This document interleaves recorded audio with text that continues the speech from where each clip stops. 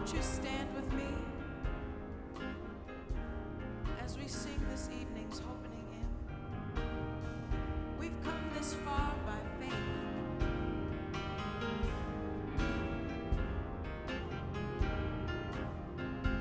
Goes just like this.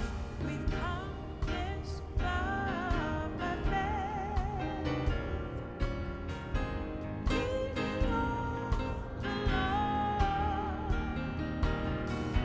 trusting in our God above, who's never failed us yet. Oh, can't turn around. We've come this far by faith. We've come this far by faith, leaning on each other, leaning on each other, and trusting in His word, who's never failed us yet. We cry, can't turn around. We've come this far by faith.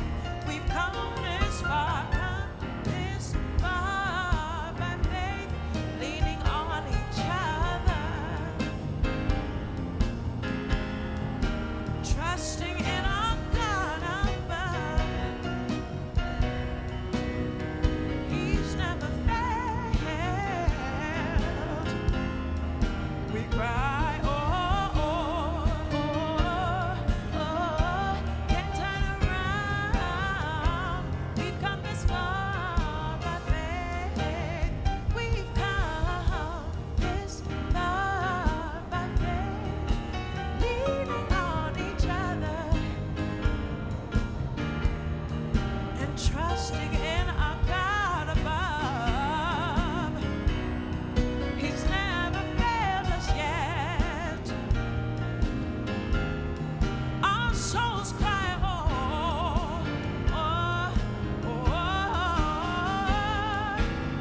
we've come this far by faith. We've come this far by faith, leaning on each other, trusting in our God above. He's never failed. My heart cries, can't turn around. We've come this far by faith.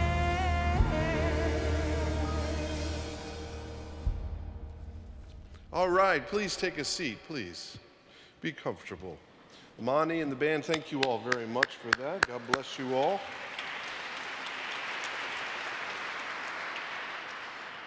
My name's Randy Hollerith. I'm the Dean of Washington National Cathedral, and on behalf of Bishop Buddy and all of us at the Cathedral, welcome. We're so thrilled and honored to host this event. We are a house of prayer for all people, and I hope you know that you're always welcome among us, and we hope to see you here often. The Cathedral sees as a major part of its role that we function as a convener to bring people together from different parts of our city and around the nation to discuss some of the most important issues of the day, to be a place of safety where we can have honest conversations and where we can do some of the most important work that we need to do in this day and age as Americans. And so to spend some time talking about the issue of gun violence and in houses of worship and in some of our responses to that today, this is such important work. So we are honored to host. I want to thank our sponsor for this event, the Fish Foundation, which stands for Funding Individual Spiritual Health. And the Fish Foundation has been a good friend to the Cathedral over many years, and we're very grateful for their support for this event.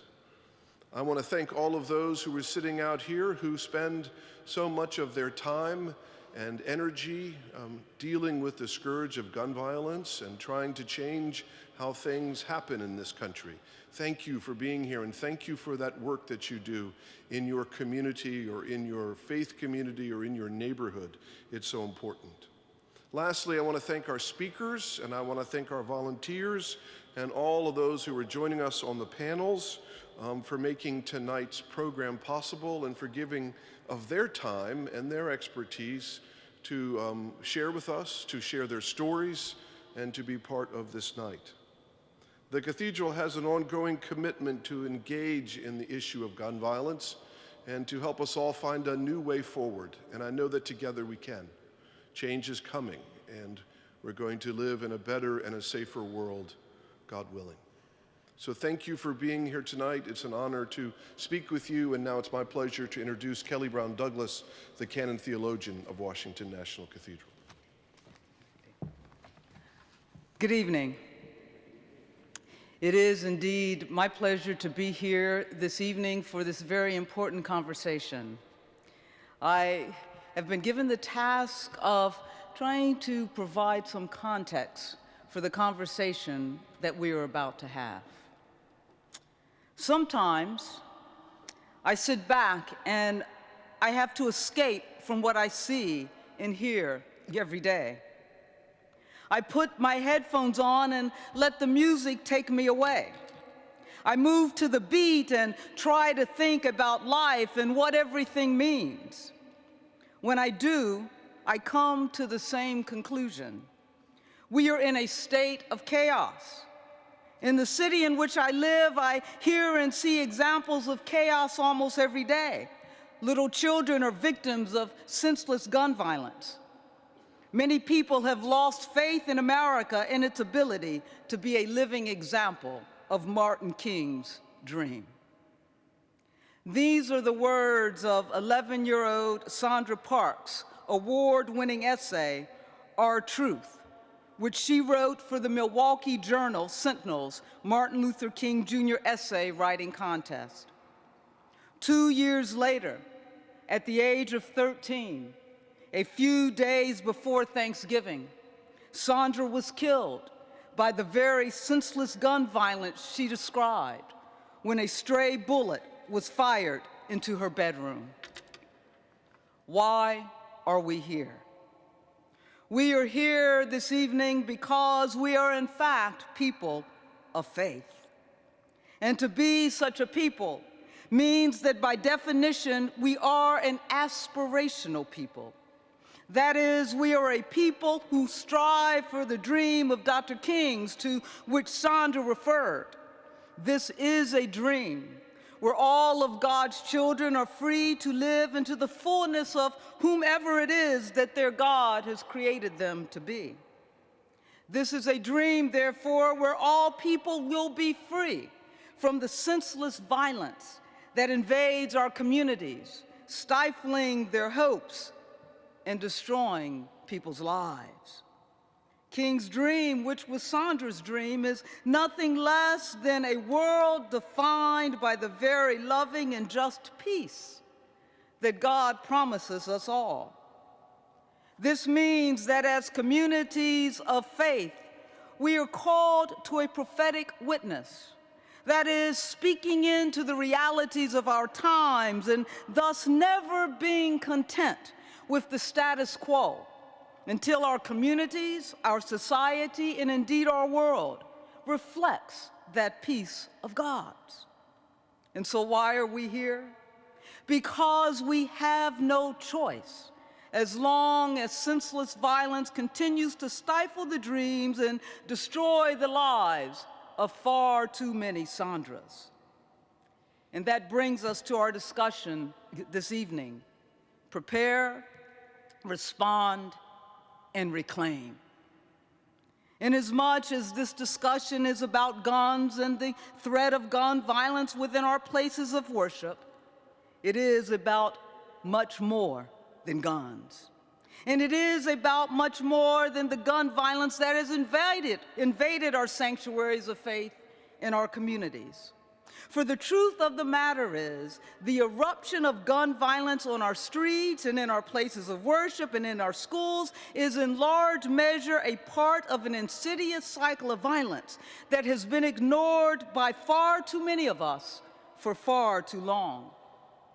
The point of the matter is that anything, be it ideologies, policies, systems, structures, or even theological claims, which demeans, denies, or destroys the life, possibilities, and sacred dignity of another human being, that is violent.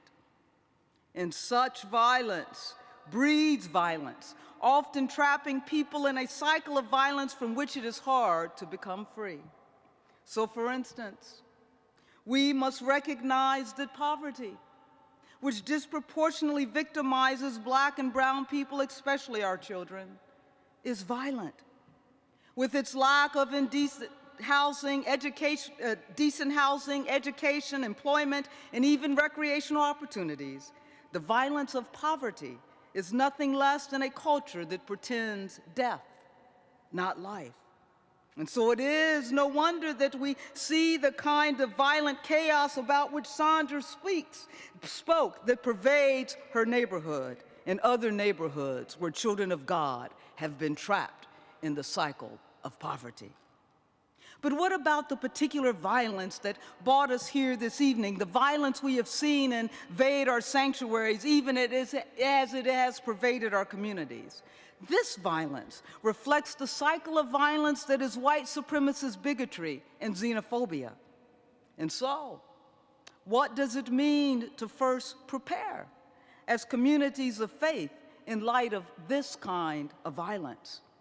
It means first recognizing that that which we are preparing for is not so much the possibility of violence, but we are preparing for the promise that is God's future of peace. This means that we are called to do more than simply react to violent eruptions, be they in our communities, schools, or sanctuaries. Rather, we are called to be proactive and thus to interrupt the very cycle of violence. And so what does such preparation look like? We'll discuss that this evening, but it begins, I believe, first and foremost with interrupting the violent narrative that is white supremacy. Again, as communities of faith who believe in the sacred dignity of every human being, we have no choice but to do so. We must use our prophetic voice to name the violence for what it is. We simply cannot remain silent in the face of such white supremacist violence, regardless of where it comes from. Moreover, we must recognize that inasmuch as our communities and society are saturated with the violence that is white supremacy and the multidimensional and complex ways in which it plays itself out, our communities, our schools, and even our houses of worship will never be a safe sanctuary, that is, a place immune from the threat of deadly violence. This leads us to what it means to respond. Our response means yes, standing with each other as communities that are threatened by and victimized by deadly violence. And it also means standing with those communities, those persons most vulnerable to and most victimized by violence, even before the violence erupts. Essentially, we are called to be proximate with those whose lives are imperiled by violence every day, for these are the least that God calls us to. We must listen to their stories.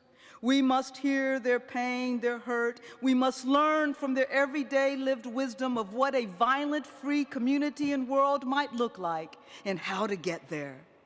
For here is what I know to be true.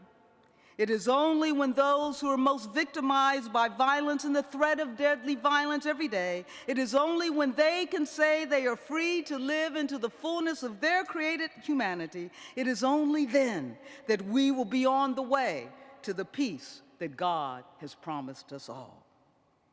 And this leads to the final segment of our discussion this evening, what it means to reclaim. We are called to reclaim not simply our communities and places of worship, but we are called to reclaim our very humanity. Doing so means not subjecting any human being to that with which we would not subject ourselves. And so, inasmuch as we would not want to be held captive to the violence that is white supremacy or the violence that is poverty, then we must not allow any other human being to be so trapped. To reclaim our humanity, therefore, begins with witnessing against the kind of policy, systems, structures, etc., that foster the realities of poverty, even as we advocate for policies, systems, and structures that foster life.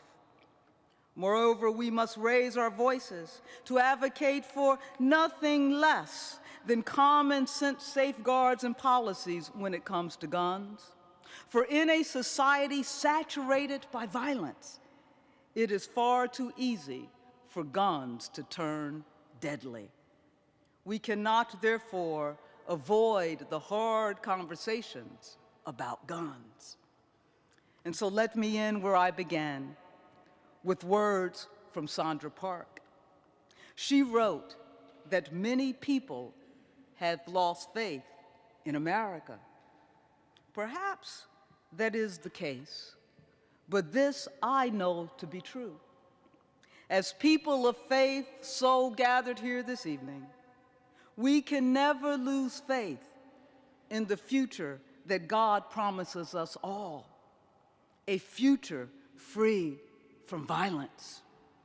And so it is right that we are here this evening in this place of worship to reflect on what it means to prepare, respond, and reclaim our humanity in a world that is not yet what it ought to be.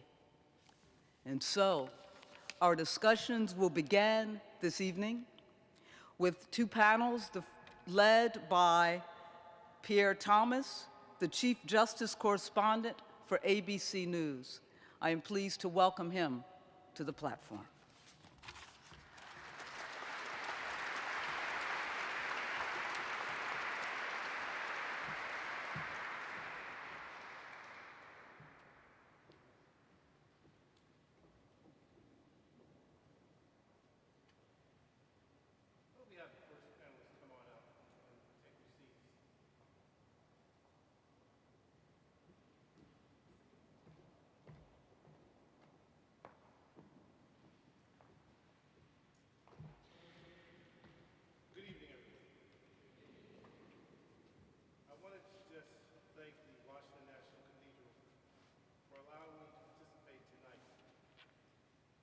To be involved in an earlier similar topic program this past spring. It was truly inspiring.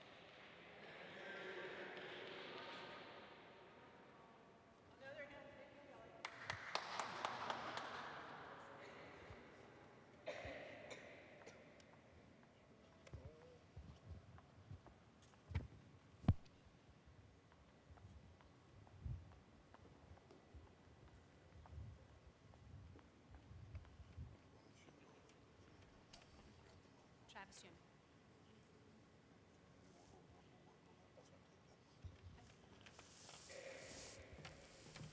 Trust me, I do television for a living. Stranger things have happened. So, again, I want to thank the Washington National Cathedral for allowing me to participate tonight. It's a blessing to be here with you, and it was a blessing to be involved in a similar topic program this past spring. It was so inspiring. Sadly, violence in houses of worship must now be factored into the rise of active shooter events we see happening so frequently in public places. Recently, after the mass shootings at the Walmart in El Paso and the shooting at the nightclub in Dayton, I made a point on television that virtually every place that we hold dear has now been attacked, from elementary schools to hospitals, and yes, houses of worship. Nowhere is immune, so we have to respond, prepare, and reclaim. So I'm going to introduce our panelists in just a second.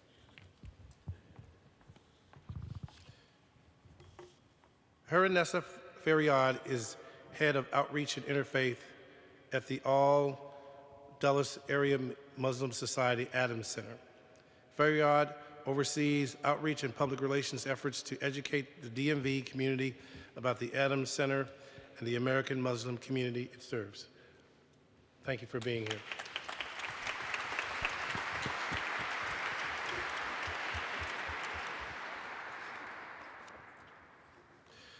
Marnie Feinberg has been on a long journey from victim to activist. Since her mother-in-law, Joyce Feinberg, was murdered at the Tree of Life Synagogue in Pittsburgh, she has switched careers from business consulting for the federal government to focus on social action, fighting hate and anti-Semitism at the grassroots level. Thank you for being here.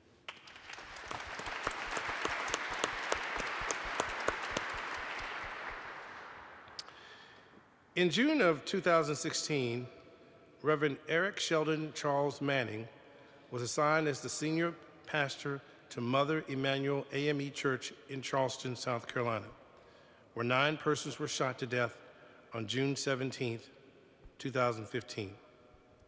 Reverend Manning was responsible for leading the congregation on a journey of healing and recovery. Pastor, so good to see you again.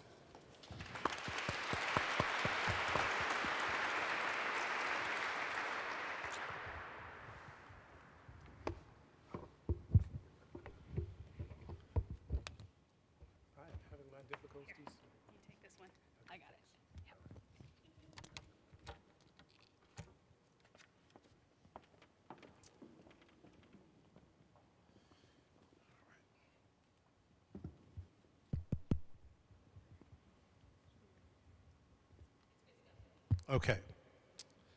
So I'm going to start with you, Pastor Manning. You guys hear me okay? Great. I want you to define for the audience here why it's important for congregations of all faiths to be prepared, why this is not some abstract thing that we're discussing here tonight. It's important for all congregations to be prepared because, as the cantor was actually talking in her introduction, we are living in a day and an age where there's just so much negative rhetoric. It seems as if hateful speech has become the norm. And it's up to the people who have, I would dare to say, a moral compass to begin to rally around each other to speak out against all of that negative rhetoric, because it does have its, some will say, unintentional consequences, and it will put us in a place where we will find ourselves, unfortunately, possibly still having to deal with mass shootings at places of worship, where we are targeted based upon our ethnicity, our religion. And when that happens, unfortunately, then we find ourselves once again responding to this whole mass violence epidemic that we find ourselves in. When violence came to your congregation, I know you hadn't arrived at that point, how shocked were they that it happened to them? I think, like anyone else, we were caught completely off guard. Everyone understands what happened that evening. The gunman came in, spent some time with those who were in Bible study. They closed to pray, and then shots rung out. The congregation was not prepared for that. And I would even go further, the community, the city, the state, the country was not prepared for that. Surely it would be, you know, it happened in the 1960s, right? When at the peak of civil rights, we would expect it almost, but not in 2015, not when we have elected the first president of color, African American, and we thought we were on a trajectory of racial healing, but then we were thrusted back to the the amount of hate that still permeates within our country. No, it's a lovely spirit in this place tonight. Here, Anessa, why do you think it's important to have events like this, bringing together the various faiths? So, am I on? Okay. Bringing people of faiths together and talking about issues that plague all of our communities, I think is important because we learn from one another. And it's something that if we sit back and think about what our faith teaches us, we're all the same. Our faith teaches us to protect not just ourselves, but our neighbors and those who live around us, regardless of their faith.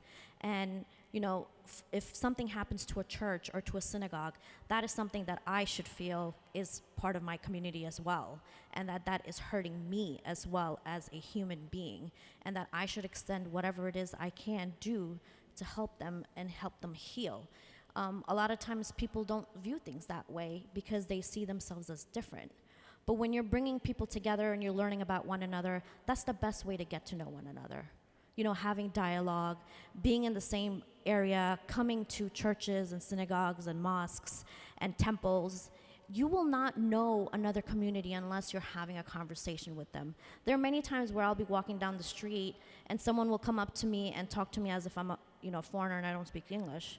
And once I start speaking, they're like, oh, you speak English, because the mentality is that I just got here. I was like, no, I'm from Queens, you know.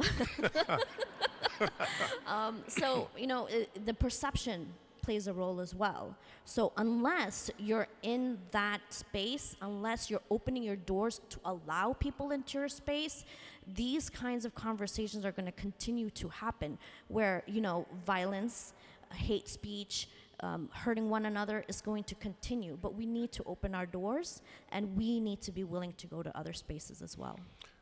Marnie, death came to your synagogue. And I did a story about the last conversation I had in this place. And one of the things I remember is the words uttered by the suspect as wanting to kill as many Jews as he could kill. Can you discuss how these kinds of conversations perhaps can be a catalyst for dealing with what she was just speaking of? There's a divisiveness that's in this country right now that's real. You can touch it, you can feel it. And as I look across this room tonight and I see people of all different hues and backgrounds and faiths, it seems that the key may be in this room. Can you talk about that? Absolutely. I think the question of how can we fight hate, there's only one way, and that's to be together and to talk to each other and to understand each other. I think that actually with the program that I started, many people in Europe have said, you shouldn't have this program, you're putting people in danger. And outside of North America, it is more difficult. People are more separate. They separate themselves. They go to separate schools, they go to separate clubs, they go to separate restaurants. In America, we have an opportunity to be together. We have a natural curiosity about each other. We love to go to restaurants where people are, they are serving food that we've never had before, and it stimulates conversation constantly, every single time, if you just ask that first question. It is the only way to fight hate, but we have an opportunity for so much love and so much support. We just need to reach our hands out. In no particular order, how do we build on the conversation that we're having here tonight? What are houses of faith doing to connect with one another? And is it enough? And we can just go down the line. I think there's so much that we can do. I don't think we're doing enough. But one thing we do at Adams, and it's, I think, our 13th year that we've had Seders at the Adam Center. Normally it was just between the Muslims and the Jewish community, but this year we opened it up to other faiths as well. So we invited people from the Hindu faith, Sikh faith, Baha'i faith, and this was the first time many of them had been to a Seder, and it was really odd for them to come to a mosque and learn about Seder. But if you see the beauty of it is that we're just learning about one another. You know, I've been to a lot of Seders now, and I've been to a lot of Shabbat services, and it's beautiful because you're learning about other people. You're learning about how they worship, their prayers, their songs, you know, how different they are, but how beautiful they are. And the differences are not things to look at as a negative thing, but things to celebrate, because the differences brings the beauty in the faith as well. So we need to be going to different worship Fridays at the synagogues, at Shabbat, or at the mosque. During Friday, we have Jummah prayer, which is our Friday prayers. We have a lot of people coming in and out of the doors for Friday prayer during the noontime, or going to a church service on Sunday. During Christmas time, I actually go to churches and I speak on Christmas Eve, and I say Merry Christmas, and a lot of people come up to me afterwards and are like, well, thank you so much. It really means a lot for you to come here, for me to see you as a visibly Muslim person who I could look down the hallway and know that you're Muslim because of your hijab, for you to come here and wish me a Merry Christmas. And I've had people come and cry and hug me, you know, and you don't realize the impact you have just for being in that space and respecting people. That is so crucial, and it's that simple. I think that the religions are absolutely making a point of reaching out to each other, and that work is really important work, and it happens constantly throughout the year. I think my favorite thing that our synagogue does actually is we do something for the food bank where we pack lunches for the kids, and it is something that we do with New Space Mosque, and we do it with the church that's right down the street, the Episcopal Church, and it all three groups come together, and it's lovely because you get to know folks as friends. I do think that those particular things, it's good sometimes to do it religiously, and sometimes it's just good to make a friend and reach across the aisle. The other piece, though, the kind of the missing piece is, what about the folks that are not affiliated? People who are very spiritual. I think this is a challenge. It's very difficult to reach out to folks who are not members of some sort of a congregation. And that's also a piece of the puzzle, because I think a lot of these people that feel very extreme, they're on the fringe. How do we reach them? How do we reach out to them? And I think that's going to come in unexpected places. Well, I would say two things. One is what we have deemed or called the ministry of presence, right? It's just being there sometimes for other congregations that are going through trauma or pain. That's one thing that we did last year, of course, with the Tree of Life Synagogue. I never attended a synagogue service. I never really intended on Rabbi Jeff Myers, myself, and just building this friendship over the past year, never intended it, but it has happened.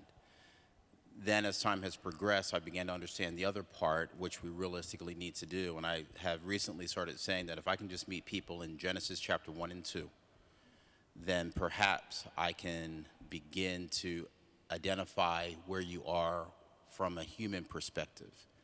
Because I think that's something that we're missing. We fail to connect on humanity's level, because we'll begin to then understand that the words that you may use that could possibly offend me, they will cut, they will hurt. And the way that you may treat my children, the way you may treat my family, my spouse, whatever the case may be, we will find that we have realistically more things in common than we have that will divide us. We have, sure, different political affiliations, but if I can connect with you because you still want the same thing that I want. You want education for your children. You want to be able to walk down the street safely. You want to be able to go into your house of worship safely and have a time with those who may worship like you or those who may not.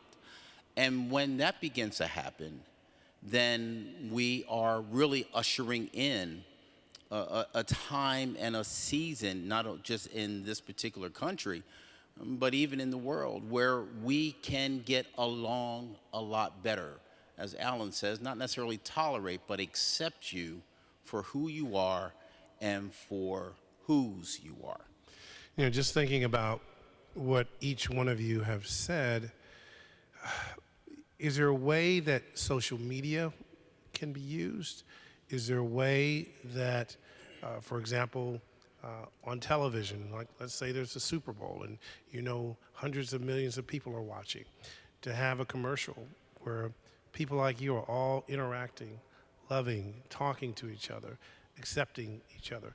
Do you think that that kind of outreach is a good thing, and can those forces be marshaled to do something like that? I think anything that shows people coming together and getting to know one another is important. We do have a lot of people in the United States that kind of live in their own circle and have never met Muslims or haven't met people of the Jewish faith or Hindu faith, and they're kind of secular in their own space.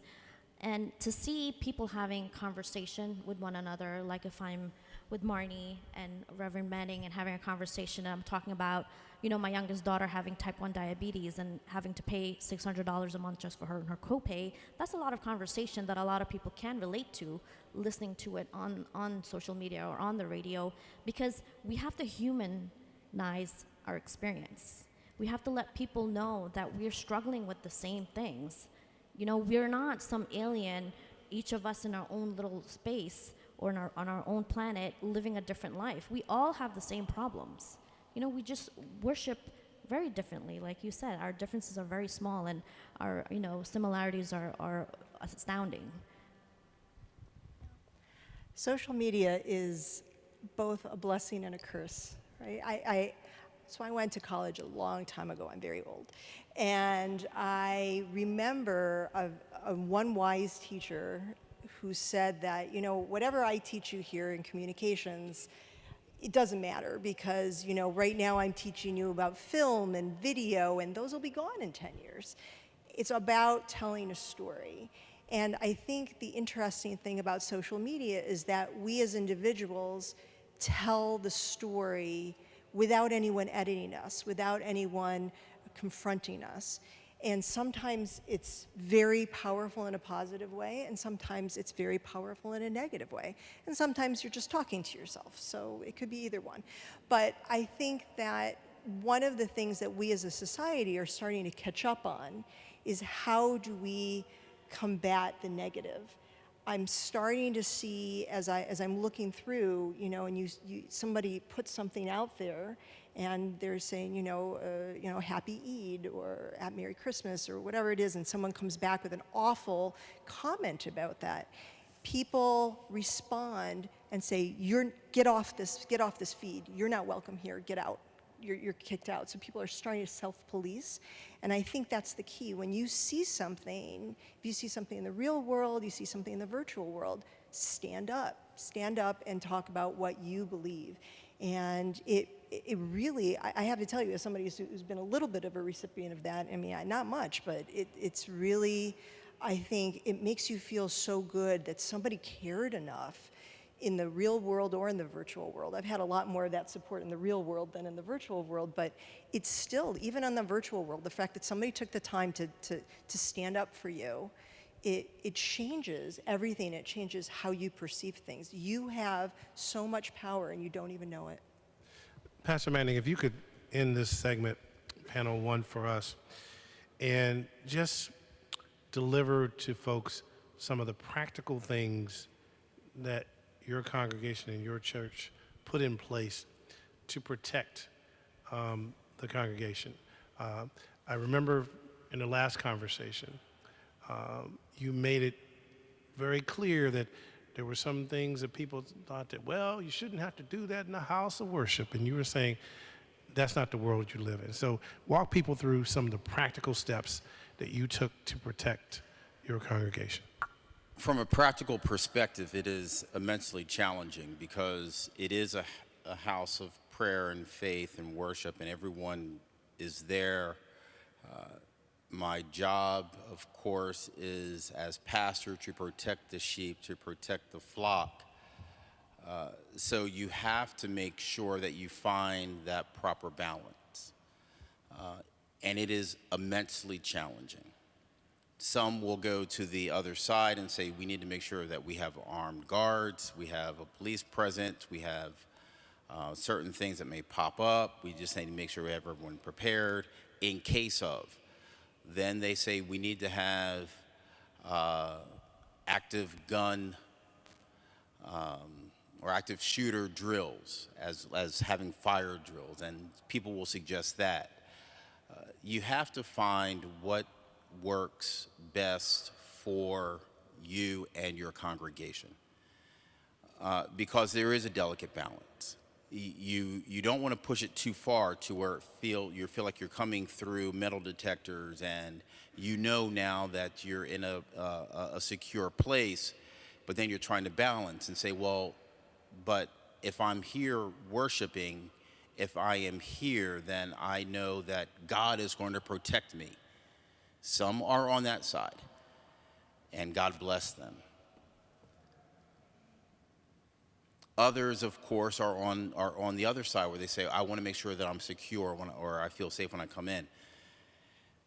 And somewhere in between, you have to find what works. And I will share this with everyone openly. A couple of Sundays ago, we're thinking that everything is good. We just finished worship service. My security detail come and says we had a threat. All of a sudden, it's real to us again. And I think sometimes we just don't think about where we are. I'm not saying we should tempt God. I'm not saying that we should just throw all security out the window. No, we need to find that balance.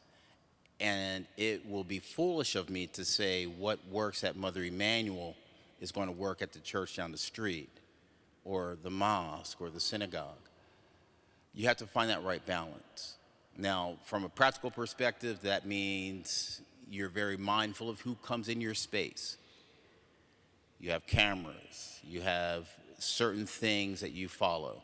You have an evacuation plan, right, that leadership within the congregation should always be aware of.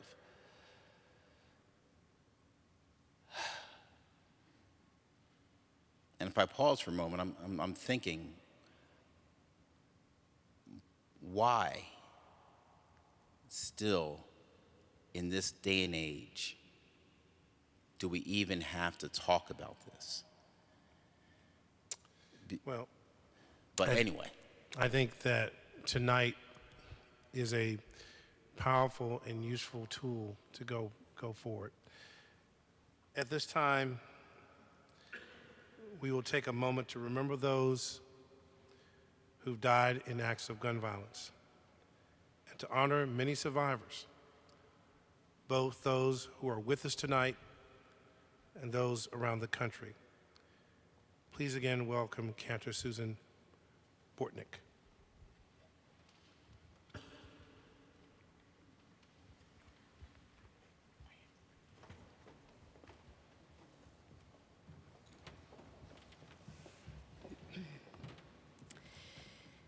It is traditional to recite the memorial prayer over those who have passed. El Mole Rachamim, the Jewish memorial prayer, asks God to help our deceased loved ones find refuge in the shadow of God's wings and to bind their souls to the bond of eternal life. It culminates by asking God to help them rest in peace. As we light 2 memorial candles behind me, one for the victims of the Tree of Life Synagogue shooting and all victims of gun violence, and the second for the survivors and first responders of gun violence, I ask that you rise.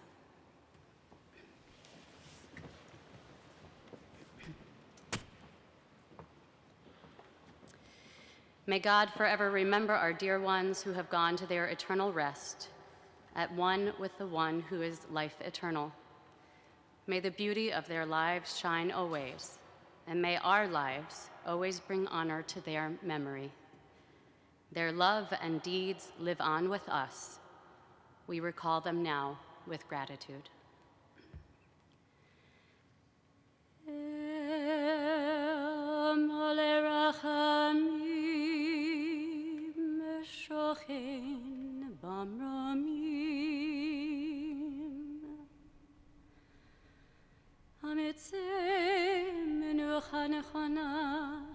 תחת כנפי השכינה, עם קדושים וטהורים, כזוהר הרקיע מחזירים. את נשמות יקירנו שהלכו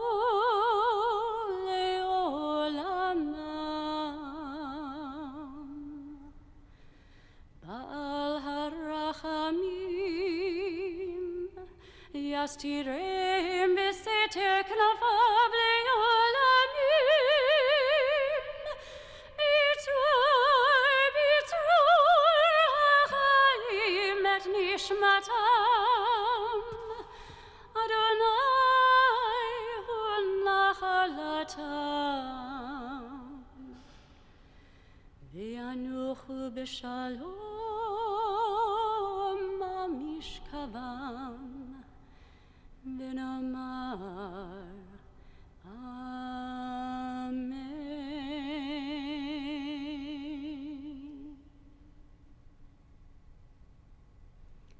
Please be seated.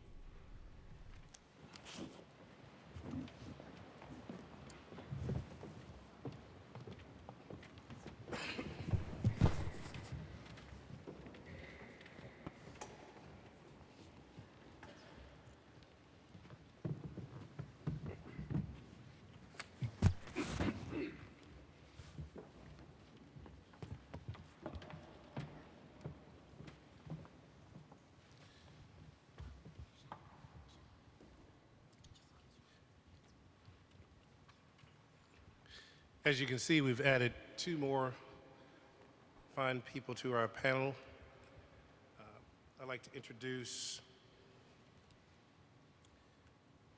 Ryan B. Nickens. She was born and raised in Ward 8 of Washington, D.C. The murders of her Uncle David, Sister Tracy, Brother Ronnie, and the shootings of her mother and Sister Danielle sent Nickens' life into a tailspin as a youth. But she overcame. In therapy, she developed healthy coping mechanisms for trauma, and after graduating, she returned home and began engaging in mission advocacy work in Ward 8. Please welcome Ryan B. Nickens.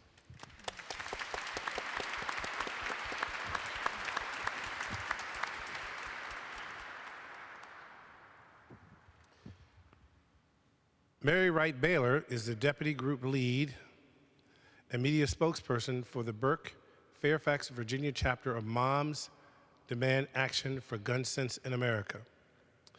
Through advocacy,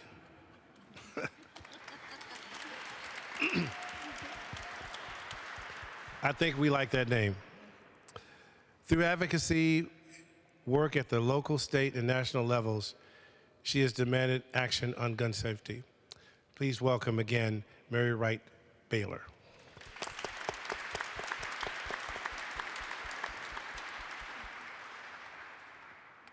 So Mary, let's start with you.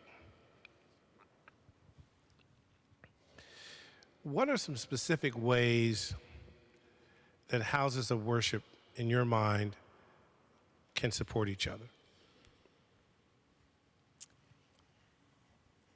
I think houses of worship can support each other by sharing information, by educating their congregations, by bringing in experts at adult forums or special programs to help enlighten people about the real facts of this public health crisis. I want to tag on what Marnie said. That's a little bit preaching to the choir, and I think we need to look at how houses of worship can increase outreach, how we can get out to the public. What can we do so that we don't convene the choir each time, but how do we go into the communities and talk to people about everything from signs of suicidal behavior that perhaps could be referred for mental health intervention to safe storage of guns.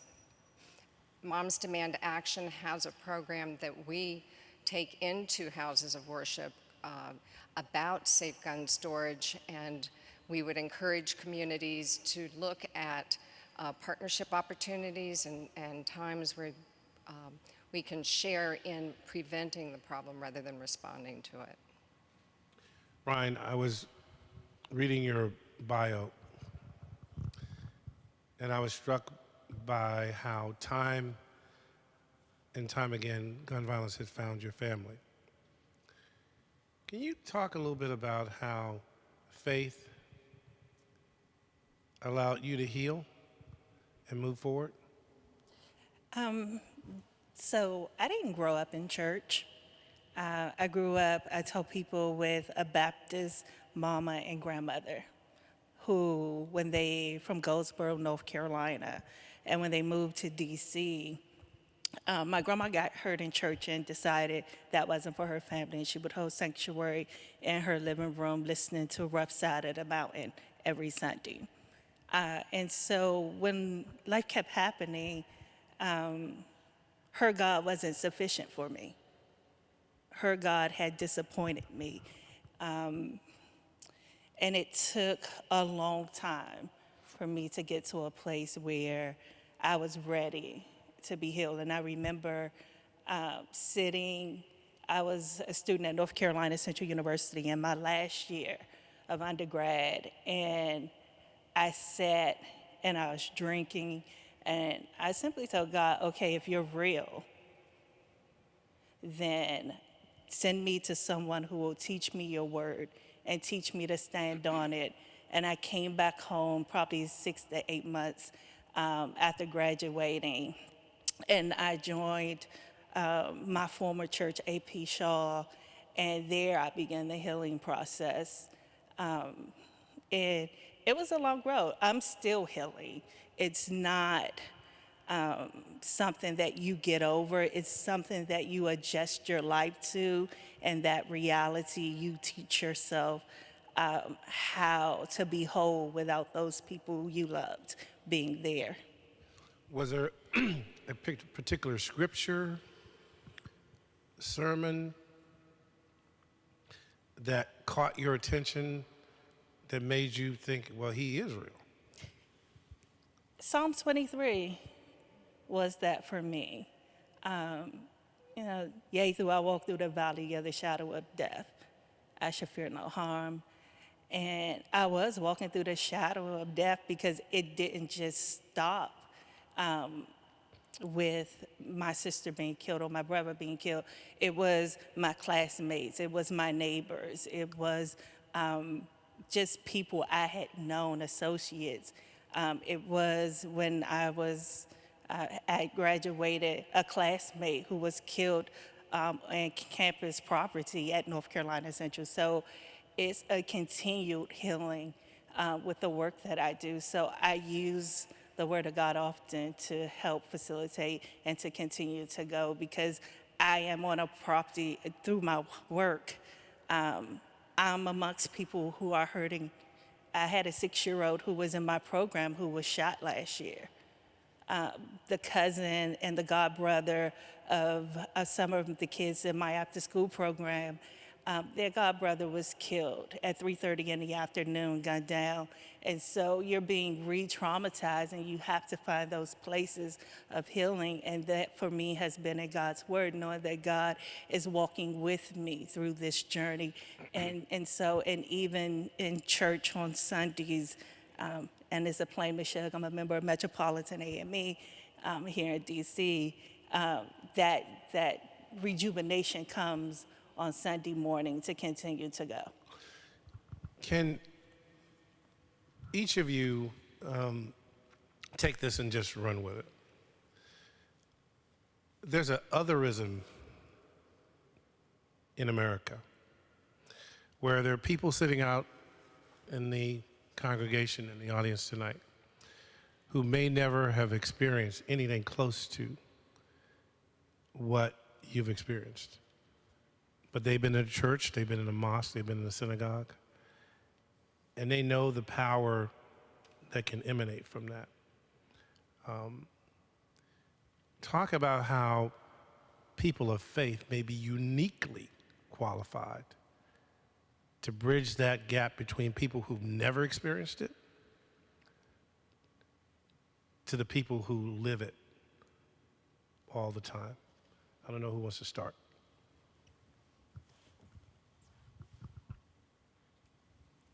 Sure, give it to the pastor first. I'm off script right now. I'm just going to do something, and forgive me. Ryan, I just need to give you a hug, dear.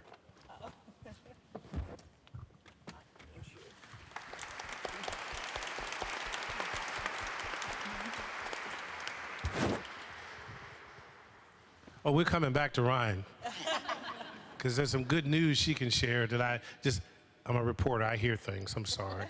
But we're going to come back to it. Go ahead. It starts really quick, realistically, just that quick. I think sometimes people of faith, a lot of times people of faith, understand that there is a greater purpose. There is a greater hope. We know that tomorrow can be better. We know that we can draw strength because we know that we are here for a purpose. And I think when you begin to understand that you're here for a purpose and you could share that with someone else, trauma is happening. Hate is happening. Gun violence is happening.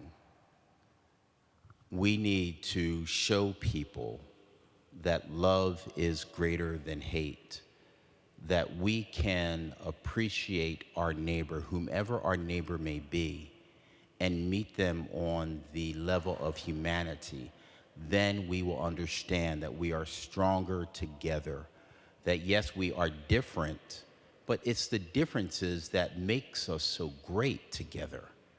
We're not all the same pieces of the puzzle, but when each piece is put down, the picture becomes so much more crystal clear and so much more beautiful. So I think from that particular perspective, we can offer that to those who are not of the faith community. Anybody else? Actually, if I could talk about my own experience a little bit. So my experience is very Jewish. When my mother-in-law was killed, after we buried her, we had something that's called a shiva. And the shiva is for 7 days. If you are an immediate relative, you sit in your house and you're not allowed to leave your house, and the community comes to you. And then after those 7 days, you have to go to the community and you have to say a prayer for the dead every single day. Those 7 days, for something, when someone dies in a more natural way, it's you kind of want to be alone, and it's like, oh my gosh, all these people are coming, but it's friends and it's family and they feed you, and it's wonderful. But when Joyce died, it was overwhelming. There were 2,000 people at her funeral, and she was an amazing person, and there would have been hundreds of people anyway, but I've never seen anything like this. And the Shiva, so we opened our house, and the Shiva, there were thousands and thousands of people who came to her home. And these were people that weren't just friends or family. They were people from all over Pittsburgh, of all races, of all religions.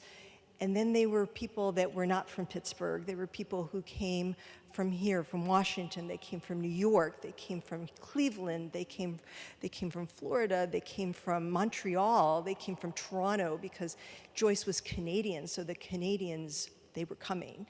And every single one of those people, all they wanted to do was exactly what you just said, Reverend. They just wanted to reach a hand. They just wanted to hug us.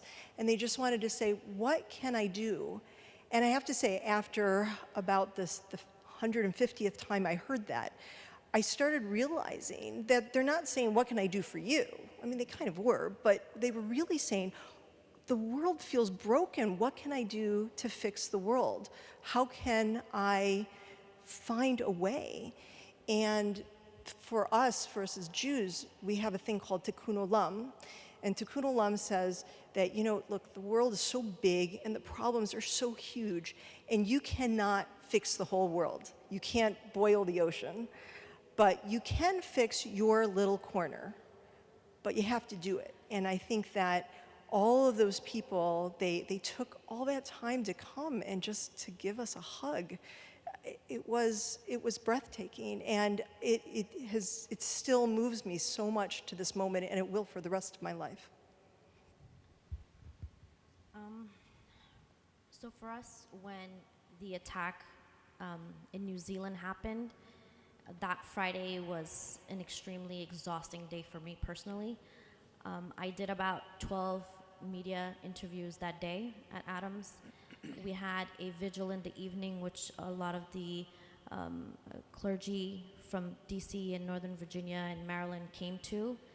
And the amount of love and attention that we got, even though New Zealand is on the other side of the planet, but the connection that they felt that, Muslims, while they were praying, were gunned down.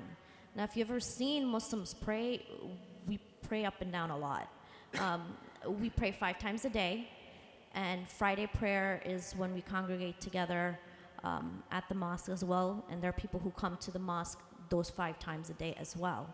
So you can imagine the number of people that are coming through Adams that Friday. And I remember my daughter, who last year was in her first year of college, called me up and said, "Mom, I don't know what you're going to do, but you need to protect yourself because you're the voice in the face of Adams, and if someone's going to come and shoot, they're going to come for you first." And I said, no. Everyone here at the mosque and all of my friends of other faith are here to protect me. And that's not what's going to happen, because we don't live for the fear.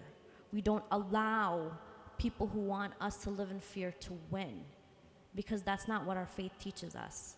And to see all those people that day in the room together wanting to heal one another, that's power in and of itself. That speaks volume. And that's what we have to really rely on, is the fact that we have each other's back.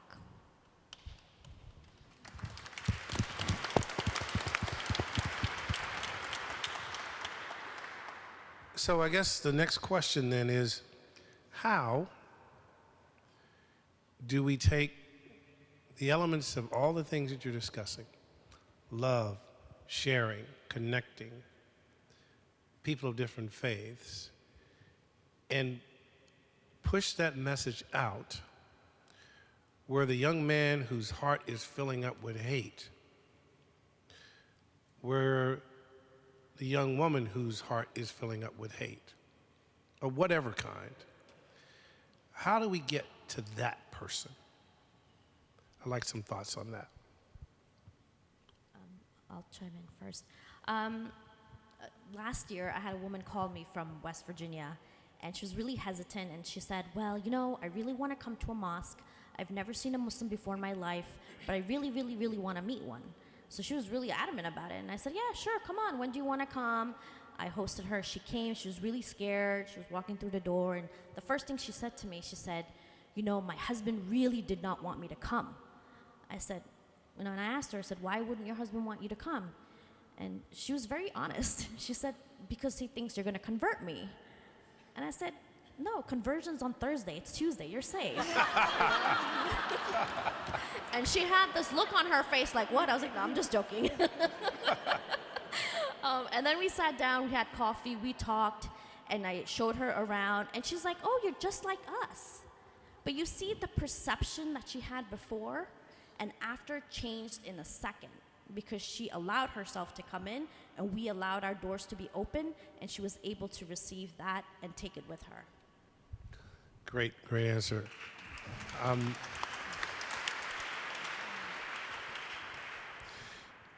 I think about the broken young man, angry young man, the hateful young man who came to your church. Is there any way to reach him before he got there? Some will say through education. I'll give some credence to that. Some will say if we can educate people, then perhaps that will help. Right? Talk about what took place. Talk about racism. Talk about slavery. Talk about the injustices that have gone on, and that could possibly help. And based upon which day of the week, I will agree that education is important, but it also requires us to let our guard down. It requires us to say, you know what, I need to get to know who my neighbor is, whomever my neighbor may be. Because when I can connect with them again on the human level, then I understand that there's more that really draws us together than that divides us. But then you asked a question earlier on, Pierre, when you were talking about social media, and social media does have a two-edged sword. When you begin to think about the tweets that we may see on a regular basis, when we begin to see those things on Facebook, and the connection between Dylan Roof and the perpetrator in Christchurch, New Zealand, he read Dylan Roof's manifesto. Sure did. So just that quickly, that was made available because of social media. So then how do you combat the hate that is spewed on social media? And that is one that we need to have more discussion on. We need to understand that for every positive, someone is spewing 10 negative stories about. Is part of it recognizing that hate is not in some dusty room. That's right. With the door locked. It's real. Hate is real. And I think realistically, from a religion perspective, we understand that we are fighting against an adversary. And when you understand that, then you know that it is possible that same hatred may come into that person's heart. But if you meet that person where they are, if you take the time to talk to that person, if you take the time to forgive that person, then you may you may impact that person's life and change it for the better. You know, we may want to coin a new phrase tonight, spiritual situational awareness. When you're in the midst of someone, and they could have mental health issues, they could have matters of the heart issues, they could have ignorance issues, that you have to have an empathy and a desire to connect. Is that what I hear you saying? And Mary, I wanted to talk to you about what you see in your organization, the moms. I'm sure you have moms of various socioeconomic backgrounds, of different faiths. What's the thing that brings you together, and is faith one of them? And how are you trying to marshal that to stop the violence? Technically, Moms Demand Action is not a faith-based organization, but we share the common humanity of loving others. We started as a grassroots organization of mothers who were feeling desperate after the shootings at Sandy Hook. And one of the things that Moms Demand Action has done, and done well, is bring together the survivor community, those people whose lives have been destroyed by gun violence like Brian's, and we begin to get to know families that have been devastated by gun violence. We get to know here, I don't know if any of the Moms Man Action volunteers from DC or Maryland are here, but we stay in almost daily touch as to the 100 people die of gun violence a day in this United States. And if you watch what's been happening in the District of Columbia in the last couple of months, it's been a real increased number of deaths. There's a community about, we show up for vigils, we turn out, we support the Trayvon Center. Another thing that we do that I think should not be overlooked is in Virginia right now, we're preparing for a big election in 2 weeks. And part of what we do in demanding action is we try to vote for legislators who will enact common sense gun laws. To do so, we go out into neighborhoods, into communities, and knock on doors.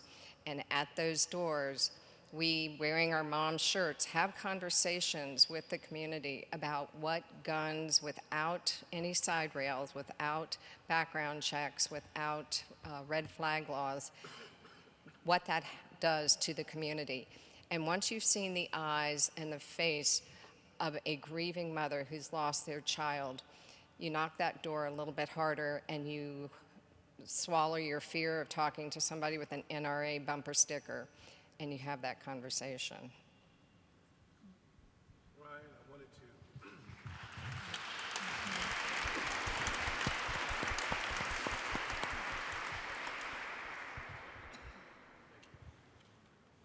Ryan, I wanted to come to you as we begin to close out panel 2.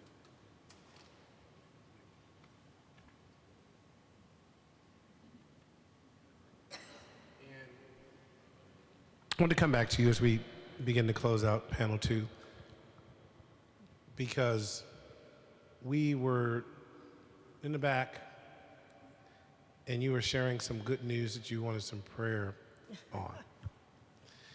And again, we Snoopy reporters, I was kind of listening. And I just think it's a wonderful thing to end on, that despite all you've been through, all you've experienced, you keep on keeping on. And just share with the audience what you're embarking on and what you hope to achieve once you get there. So at the prompting of my pastor, who's in the back, Reverend Bill Lamar, I entered the ordination process in the African Methodist Episcopal Church, and I am going forward also with the help of our executive pastor, Moya Harris, Reverend Moya Harris. So y'all pray. When, not just for me, for them too, because they needed to, because they got to deal with me. So pray for them. Well, thank you for bearing with me. I had no voice yesterday, and I prayed about it, and this morning I woke up and I have somewhat of a voice. And I just want to thank you for listening so attentively, being here in support of these wonderful panelists. It's been a privilege to be among you. And I want to ask Canon Douglas if she would come back and continue the program.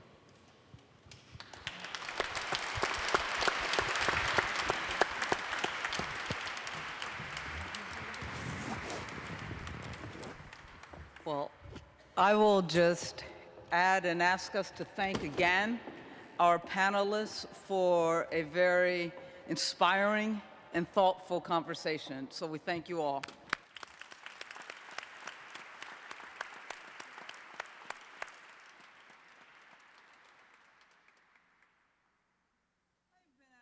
To try to bring these two panels together, so I continue to be given the impossible task.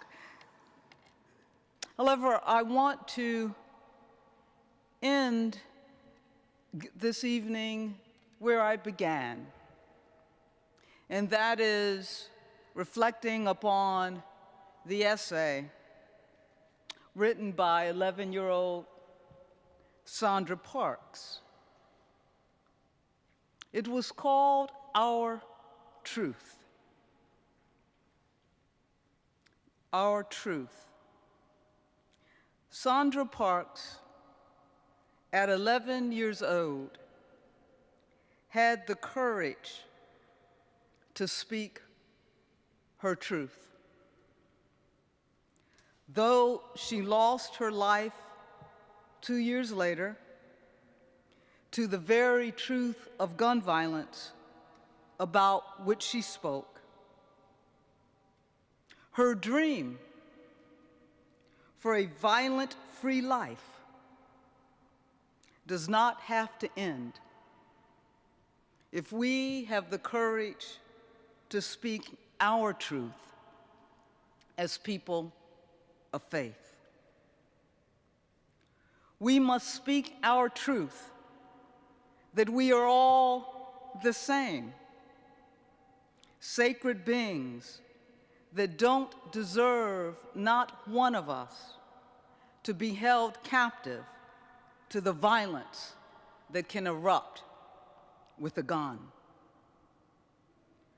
We must speak our truth as people of faith to fight hate by talking to one another.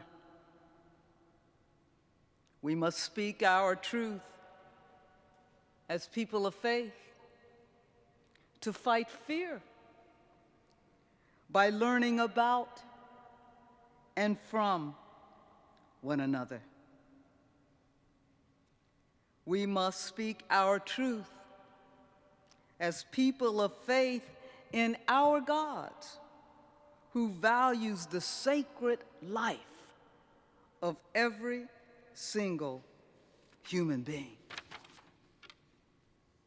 We must speak our truth as people of faith about the promise of God for a just and loving future that will be. And so as we leave this place on this evening, let us leave determined to speak our truth and to do our little part in the little places of the world in which God has given us to inhabit. Let us leave this place refusing to be consoled until not one of God's children is held captive to the dehumanizing violence. And let us leave this place refusing not to be consoled until our broken world is made whole. Let us speak our truth. Thank you.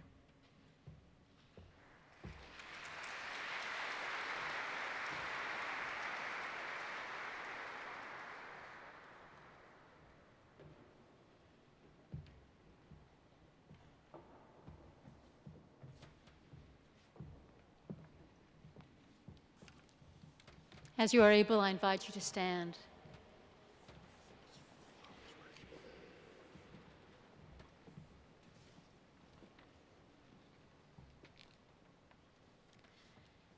O Lord, my God, I cried out to you, and you restored me to health. Weeping may spend the night, but joy comes in the morning.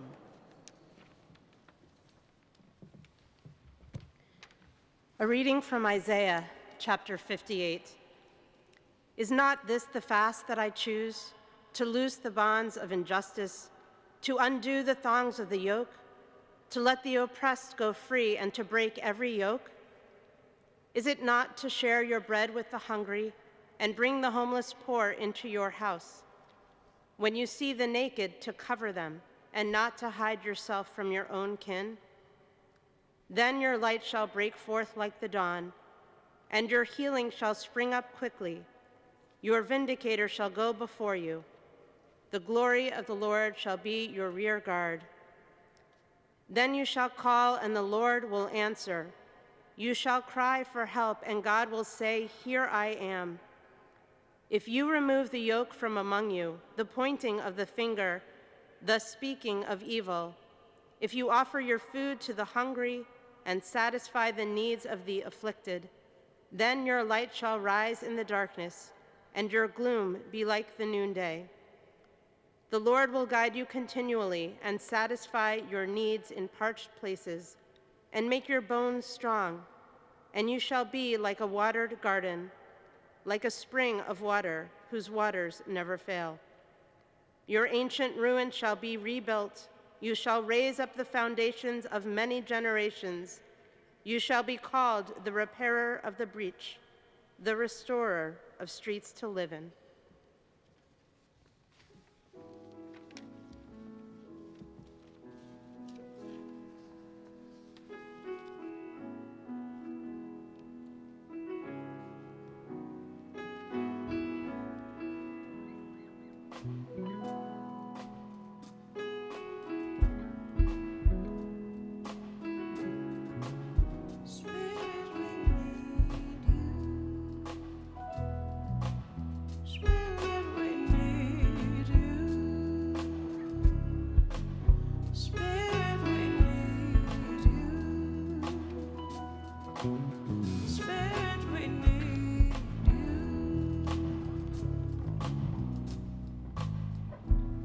O Holy One, inspire us with hope in the gift of shalom, the gift of wholeness, and the promise of your presence. Spirit, we need you. Spirit, we need you.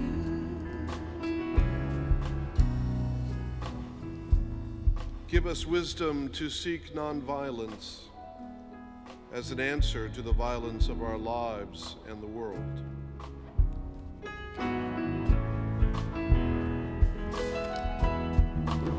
Spirit, we need you.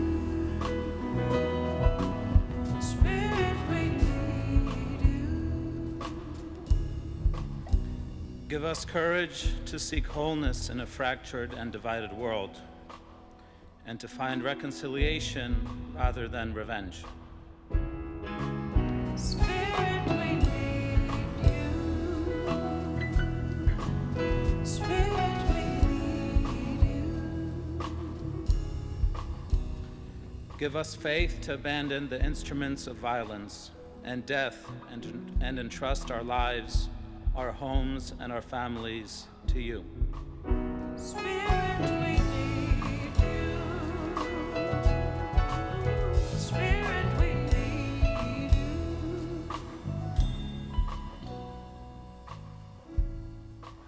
May your presence fill us and others with the thirst for unity, wholeness, and the desire to see all people valued as created in your image. Spirit, we need you. Spirit, we need you. May we and others receive your shalom, that we might be faithful instruments of your love. Spirit, we need you. Spirit, we need you.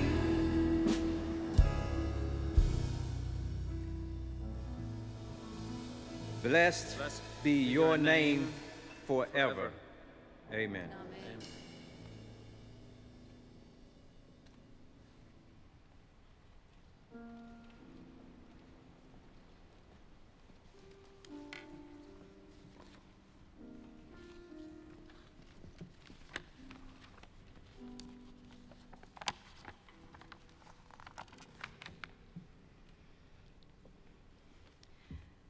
Genesis chapter 1.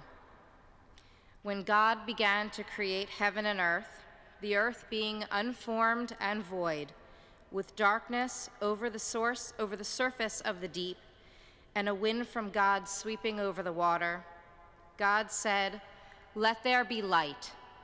And there was light. God saw that the light was good, and God separated the light from the darkness.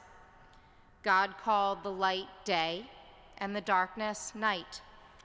There was evening, and there was morning, a first day. I shared these verses because this week marks the restarting of the Torah reading cycle for Jews around the world. We will read the first chapters of Genesis and experience the journey from the creation of the world to the creation of multitudes of nations. Each of our traditions has a creation story, a moment of order from chaos, where the Creator shapes the world into being. The distinction of light and darkness, of day and night, has replayed every day since that first day. Each morning, we wake up and experience the miracle of a new day. We know that this is not guaranteed to us, that this miracle of day to night to day once again may cease at any time. The victims of gun violence, those who lost their lives, and the friends and family who mourn them know this all too well. We struggle with this dichotomy of balancing the metaphorical light and darkness. This weekend, Jews throughout the country will remember the 11 people murdered during Shabbat services. We will show up for Shabbat, stand as a community, and not let hatred darken our houses of worship. This weekend also marks the beginning of Diwali, and many people in our communities will celebrate the triumph of light over darkness, illuminating their homes and temples. It's striking to me when that works out. Thanks, God. When our communities can draw hope from each other to move forward in difficult times, when we can share our light. Each of us here have in some way been impacted by gun violence, whether personally or as a community, and we responded. We've cried out to our leaders and elected officials to change the laws. We've learned how to recognize hatred and threats and take them seriously and prepare for the worst. We've worked with organizations, many of which graciously shared their resources with us tonight. We marched, we wrote, we called, we prayed.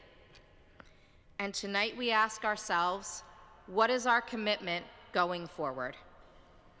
But we already lobbied and emailed and walked out of school and marched on Washington, you say. What else can we do?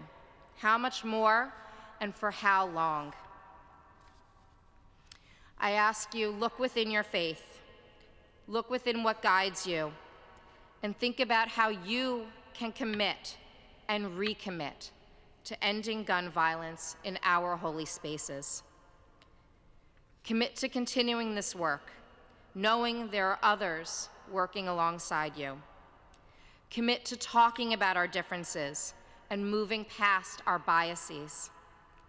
Commit to sharing memories of those who were lost, making them people, not statistics. Commit to praying in your synagogue, mosque, temple, your church without fear. Commit to your light. Now, when you've made this commitment to yourself, to your God, and your community, stand as you are able and raise your voices in song.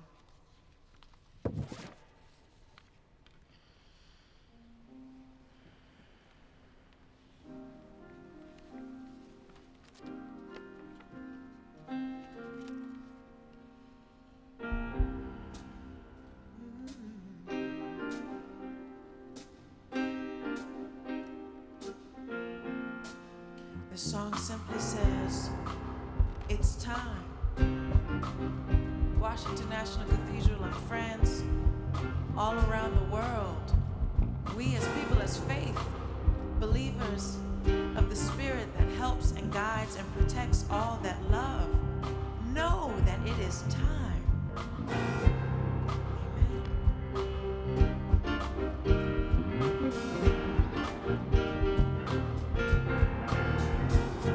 It's time to make a change. We are the people who can do it. It's time to make a change. We are God's people, we can do it. Sing with me, it's time to make a change. And we are the people who can do it. It's time to make a change. We are God's people, we can do it. I know we can do it. Somebody tell me, why do we have to go through it? It's just a test of our faith. We're living day by day. Don't know how, don't know when, but He's coming again. It's time, oh, time to make a change. And we are the people who can do it. I know it's time, oh, time to make a change. We are God's people who can do it. Come on, sing out, it's time, time to make a change. We are the people who can do it. It's time, time to make a change. We are God's people, we can do it. I know we can do it. Somebody tell me why we have to go through it. It's just a test. We're living day by day. Don't know how, don't know when, but He's coming back again. It's time, yeah. It's time to make a change. We are the people who can do it. It's time, oh God, time to make a change. And we are God's people, we can do it. It's time, time to make a change. We are the people who can do it. It's time, time to make a change. We are God's people, we can do it.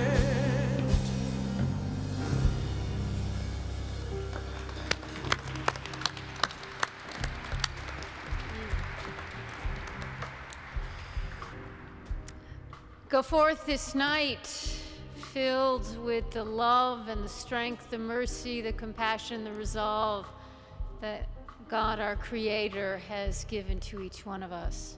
And as you go, may the blessing of that one God, Creator of us all, go with you and remain with you this night and always. Amen. It's